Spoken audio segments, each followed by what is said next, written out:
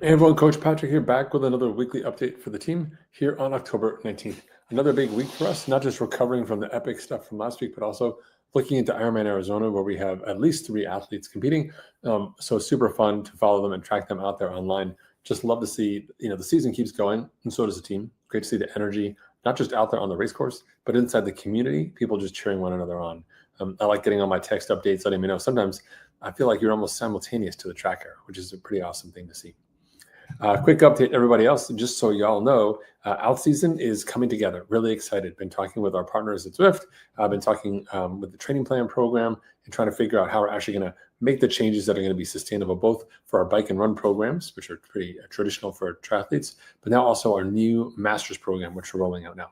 If you want to learn more about the whole program, just go to endurancenation.us/blueprint, and that has everything you need and actually to learn about our protocols, why we train the way we do. It's 30 plus pages. Like, it took me 2 weeks to kind of put that thing together. And it's actually the foundation for which I'm using to make the changes this year. So it's almost my blueprint as well. So you're going to get a kind of insider peek in my brain, where my head's at as I start to design this protocol for you heading into 2026.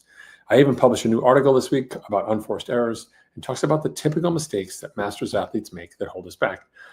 When we get older, we get smarter, or we're supposed to at least. And one of those elements isn't just about, like becoming a gigabrain or just like, getting a PhD in something. You actually, maybe a PhD in yourself. Go to the university of you.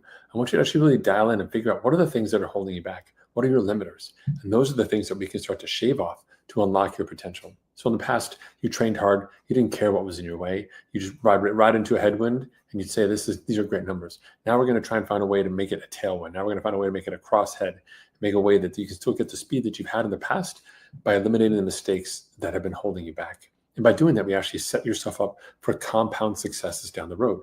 Think about it. If you made a mistake once every 2 days, that kind of impacted your training by 5%. So across the course of a week, you've lost 15% of your training. We can eliminate one of those. We get 5% back every week for a full year. That compound return on investment is massive.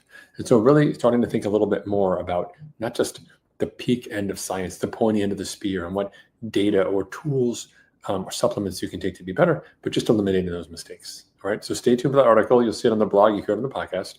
Definitely dive in. I'd love to hear from you. What are some of those mistakes that you find are holding you back in terms of unlocking your potential?